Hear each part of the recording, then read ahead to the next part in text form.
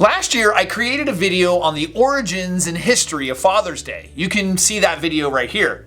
Well, I figured we have to do a Mother's Day video. So in this video, we're going to talk about the history of Mother's Day and also present you with some interesting facts around this special day.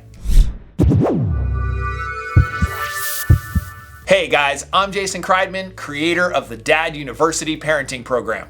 I work with dads to help them acquire effective fatherhood skills and a successful mindset so that they can go from confused to confident parent. If that's something that you are interested in, then book a call to talk with us about the parenting program.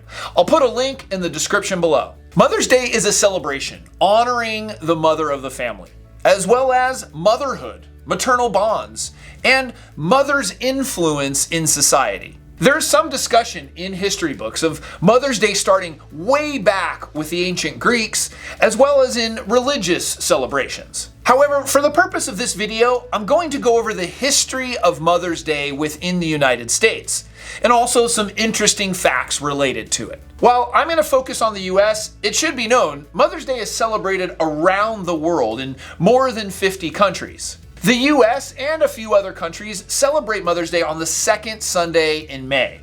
Now, for many other countries, they celebrate it on different days, and they also have a little different unique history surrounding Mother's Day. Most of the history documentation starts with a woman named Anne Reeves Jarvis of West Virginia. The timing of this happening is in the mid-1800s, right before the Civil War. She wanted to teach local women how to care for children and combat the unsanitary living conditions of that time.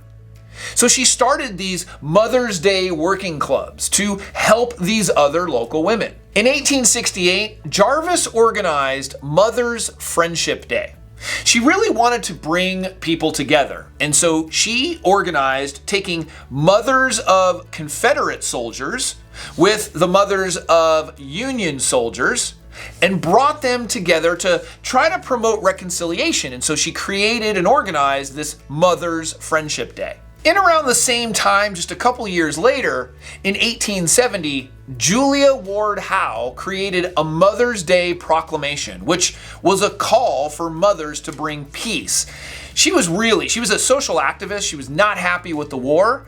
And so she wanted to bring these mothers together, similar to Reeves, to just really be against the war and to be very peaceful. Then in 1873, Howe tried to get Mother's Peace Day to be celebrated every June 2nd. This was really an anti-war cry. She did not want to go back to war. So she wanted to create this Peace Day so that we would remember this year after year. Also in the history books is Juliet Calhoun Blakely. And this was in 1877. It was her birthday on a Sunday, and she's in church, and all of a sudden, her pastor leaves. And so, he had to go deal with something. So she steps in and leads the service.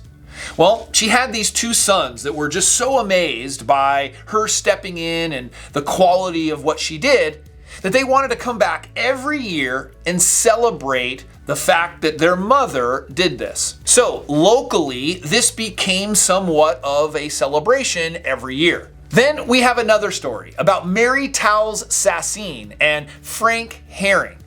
These were two others that were trying to get Mother's Day celebrated sort of in the late 19th and earliest 20th centuries. This Frank Herring was kind of known as the father of Mother's Day, as he really made it a point. He wanted to celebrate mothers and make this a special day. But it was really Anna Jarvis, who was the daughter of Anne Reeves Jarvis. And Anne Reeves Jarvis, if you remember in the beginning of this video, she ended up passing away and dying in 1905. So her daughter, Anna Jarvis, in 1907 began campaigning for Mother's Day. It was really to celebrate the sacrifices that mothers make on behalf of their children. Within the next year, by 1908, she had gained financial backing and support from a Philadelphia retail store owner named John Wanamaker. So in May 1908, she organized one of the first Mother's Day celebrations in Grafton, West Virginia.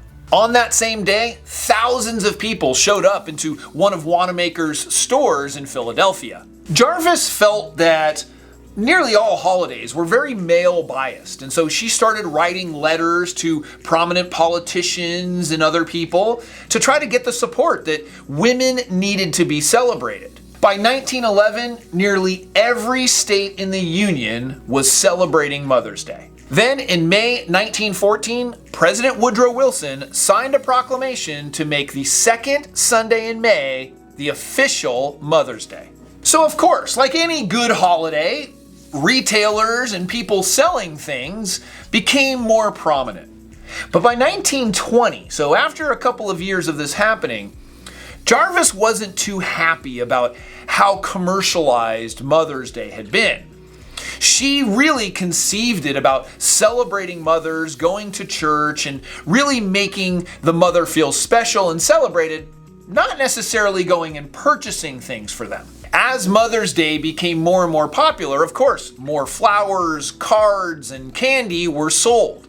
And so that became very attractive to retailers. By the time of her death in 1948, she had really disowned the holiday. She was not happy with how it had become and the commercialization of it. She sued numerous people for using the term Mother's Day. Again, she was not happy with the way it was being used to commercialize and sell products. The modern day Mother's Day just simply does not look the same as what it was originally intended to be. Let's take a look at some interesting facts surrounding Mother's Day. According to Pew Research Center, more telephone calls are made on Mother's Day than any other day in the year. Another interesting fact, according to the National Restaurant Association, Mother's Day is the most popular day to eat out at a restaurant. Nearly 1/3 of the population eats out that day. According to the Greeting Card Association, Mother's Day is also the third largest day for greeting cards. Nearly 113 million greeting cards are sold, just behind Valentine's Day and Christmas. If you aren't sold yet that Mother's Day has been overly commercialized, the National Retail Federation says that in 2020, we spent $26.7 billion on Mother's Day. 86% of Americans celebrate it and spend an average of $205 each. While Mother's Day certainly looks different than it did in history, it is still a very special day for celebrations and honoring our mothers. I would love to hear from you. How do you celebrate Mother's Day? Do you have any traditions or things that you like to do? Leave your feedback in the comments section below. Also, it really helps us spread our message and get this video out to more people if you give the video a thumbs up. And if you know anybody that might enjoy it, please share it with them. We'll see you next time.